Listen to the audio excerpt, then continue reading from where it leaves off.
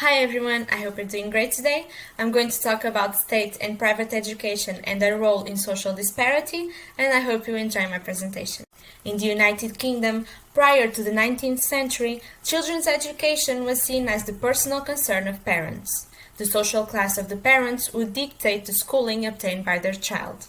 Most of the working class children hardly experienced any type of formal education, and if they did partake in formal education at any point, it would be in charity schools associated with churches or in a range of dames schools.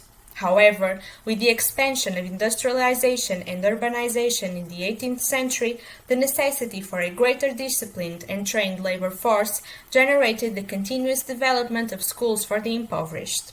It was only in 1833 that the first donation to the two leading religious contributors was made by the government in order to assist in the construction of schoolhouses. Systematic grants continued from then on. In 1870, the building and maintaining of the government schools began, and with the Elementary Education Act in 1880, elementary schooling became compulsory between the ages of 5 and 10. From there on out, various education acts followed. Upon the establishment of the state schooling system in the late 19th century, the dominant classes planned on maintaining their regulation and dominance over the working classes instead of educating them. It is evident that the working classes have historically been established as the other, the lesser. But is that sentiment still the same nowadays? Such attitudes must certainly have changed in the 21st century. Sadly, the contemporary education system seems to have conserved powerful remains of elite preconceptions from the past. It is still an education system where the schooling of the working class serves the interests of the middle classes. State schools are government-funded schools which supply education at no cost. Such schools must generally adhere to the national curriculum, but that doesn't mean that they are non-selective. There are grammar schools, free schools, university technical colleges, faith schools, faith academies, community schools, also named authority-maintained schools, foundation schools and voluntary schools, special schools, academies, city technology colleges, and finally state boarding schools. In the United Kingdom, around 90% of students attend state schools. The education system in state schools is more standardized, following a national curriculum, and also in the employment and pay conditions of the teachers. Unlike general belief, state schools can be just as competitive as private schools, or even more, since plenty of them have aimed to possess higher academic accomplishments.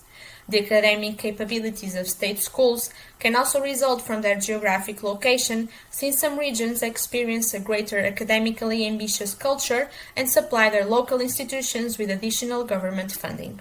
Such expanded resources and importance given to education may boost the teaching quality as well as the opportunities provided by those state schools, with some being perceived at an equal level with some highly regarded public schools. Private schools, otherwise called public or independent schools, are fee-charging schools which are not funded by the government and they are not obliged to abide by the national curriculum. Their funding generally derives from fees or donations provided by students, and their exclusivity is due to the great cost of private schooling. Standard fees go around £17,000 a year per student and are considerably greater in boarding schools. There is an assortment of public schools with different characteristics and costs. As a matter of fact, private schools in the United Kingdom are rather diverse. There are the traditional public schools, prep and pre-prep schools, private secondary schools, ex-direct rent schools, and specialist schools. The majority include boarding, obligatory or as an option. Most were single-sex in the past, but plenty are co-educational nowadays. Schools may additionally differ according to their emphasis on academic as well as non-academic achievements, and there is also a distinction in terms of religious association. Nevertheless, every private school shares the capability of providing things that state schools are unable to in return of a cost.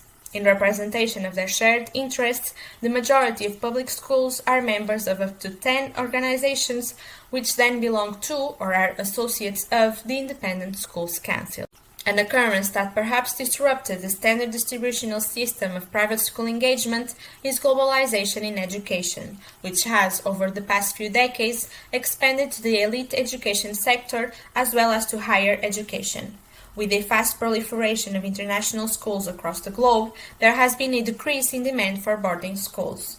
Nonetheless, this decrease is countered by an increasing demand for English medium to high-quality private education from a growing group of foreign wealthy families, mainly originating from Russia and China. The British private school sector is progressively acquiring international students, with British children having to compete with foreign children for positions in some schools. The biggest distinction between state and private education, aside from school fees, is in the services that they offer. As the main goal of the majority of public schools is to educate students with high accomplishments so they can enroll in the most prestigious universities, countless have instituted an exclusive approach and program that aim precisely for those results. Considering their more substantial resources, private schools usually provide extra subjects for students to select from, such as media, drama, psychology, and music. In order to differ from state education, schools may additionally provide greater services than those to be had in state education or at any other place, such as tutoring, sport resources, and further cultural subjects. Their classes are smaller in size, which provides an advantage when interacting with and having the full attention of their teachers. Such can considerably enhance students' involvement and enjoyment in schooling, since teachers will be capable of providing an accurate education tailored to each student, as well as offer more helpful commentary. In addition, private schooling can provide a more extensive variety of extracurricular activities, and schools strive to aid students in developing a professional network from a young age. Among the students in the United Kingdom, roughly 7% attend private education. Those who attend Cambridge or Oxford universities are below 2%. They constitute a slight minor percentage of the national student body. Notwithstanding, the predominance of former public school attendees in the top positions within the UK is significant. It would be anticipated that the best schools and universities give rise to numerous leading professionals. Yet the admission to Oxbridge and other major universities is connected with a private education which is unreachable to most. The most distinguished public schools are located in England, and they include long-established boarding schools that have for years and years been of service to the political and economic elites. Therefore, names such as Winchester College, Cheltenham Ladies College, Eton College, and Westminster School are known all around the globe. These schools are extremely selective in financial as well as academic terms. However, such renowned schools are just a small portion of UK's private sector. Being a very heterogeneous collection of schools, the private sector in England is incredibly diverse. The schools vary according to the region where they are located, their history, traditions and culture, as well as the age, gender and religious association of their students. Although Scotland has renowned public schools such as Merchiston Castle and Fettes College, there is much less private school attendance to the north of the border. Similar to England, private education is centered around the capital, with a fifth of the public schools found in Scotland being located in Edinburgh and admitting a third of the Scottish private school students. There is even less private school enrollment in Wales, and there are only 16 public schools in Northern Ireland. Analysis on the determining factors for social mobility in the UK has frequently called attention to the contribution of private education in obtaining wealth in the employment market. Regardless of being a somewhat lesser portion of the whole school sector, public schools play a crucial part within British society. There is a belief that greater economic and social benefits come from private education. It is definitely true that, in general, people who have attended a public school tend to acquire greater degrees of educational attainment and have a higher probability of obtaining a prestigious position, receiving greater income, having more socially advantaged and ambitious upbringings, and residing in the best regions of the territory when compared to those who attend state schools. Such a private education advantage, as opposed to a state education disadvantage, seems to have expanded from the end of the 20th century. In historical terms, public schools have played a crucial role in society and politics. A great portion of those who hold top professions attended private education.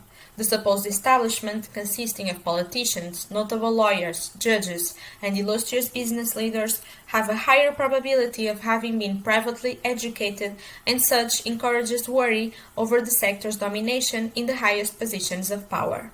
As a matter of fact, several people have claimed that the private school sector has caused a type of social apartheid within the education system in which children of the wealthy are educated in elite private educational institutions that the remaining citizens are unable to reach. Additionally, there are somewhat small levels of intergenerational mobility and elevated and equal levels of income. Schools set in disadvantaged regions confront multiple considerable hindrances. Students come to the schools with lesser degrees of achievement, they don't possess identical resources at home to assist in their studying as the more privileged do, social standards within the students as well as the community outside of the schools may not encourage learning, and schools in such regions may be deficient in vital resources such as quality professors, particularly in certain subject fields. Private schools use interviews as components of their selection and admittance process. Most parents accept such interviews as fundamental to the task of social selection, with the parents and the children on view. Public schools, in specific, endeavor to find a match between the school and the student. Great attainment and exclusivity are major distinguishing features for various public schools. Attire, bearing, accent, intelligence, and social connections each play a role in the impact given. Amid applicants for employment opportunities, various aspects are especially pursued by recruiters. Such involve the repute of the university the individuals have studied at, with not so much significance given to the degree score, and the types of extracurricular programs they were involved in. Students from certain universities take priority over others, even if they have lower grades in the very same subject. Extracurricular activities are additionally rated according to social repute, with sports involving elevated participation rates such as rowing, squash, and polo being generally preferred over others. Scholarships are provided to study at public schools and the best universities, yet there are hardly any such students with the means to take on internships or join reputable sports with elevated costs. Further analysis in the United Kingdom has proposed that non-cognitive skills such as self-assurance, hope of achievement, and determination have a higher probability of being acquired by those who have social advantaged backgrounds and by those who are privately educated. Additionally, employers frequently give great value to these people. Self-assurance contributes to greater success during interviews, as well as cultural capital, which facilitates the usage of preferable conduct and dialogue in the interview context. They may also be able to obtain substantial economic capital, which allows them to expand the employment search period or undertake unpaid internships and thus improve their probability of acquiring top positions. To a large extent, this capital is harder for those who are underprivileged to obtain than good academic results. Student loans can assist students through their education at the best universities, but they are unable to help in the interviews or supply the social skills and contacts that are generally valued by several recruiters in order to employ the same type of people that they usually do. In spite of what men and women from working-class backgrounds are capable of working towards and attaining, the general standards of their path in life continue to be highly distinct from the progress of the middle class, undeterred by more than 100 years of universal state education. Therefore, it is not shocking that schooling for the working classes has generally been related to lack of success.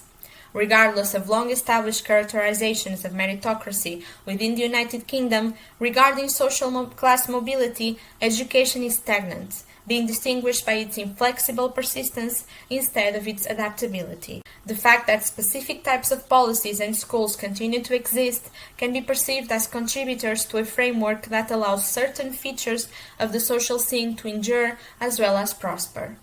Fundamentally, so as to manage the social mobility and equality issues within education, various educational policies should be contemplated, even though the achievement of such policies will always be contingent on the high interests that exist to maintain the current situation and the overall social interests of the electorate.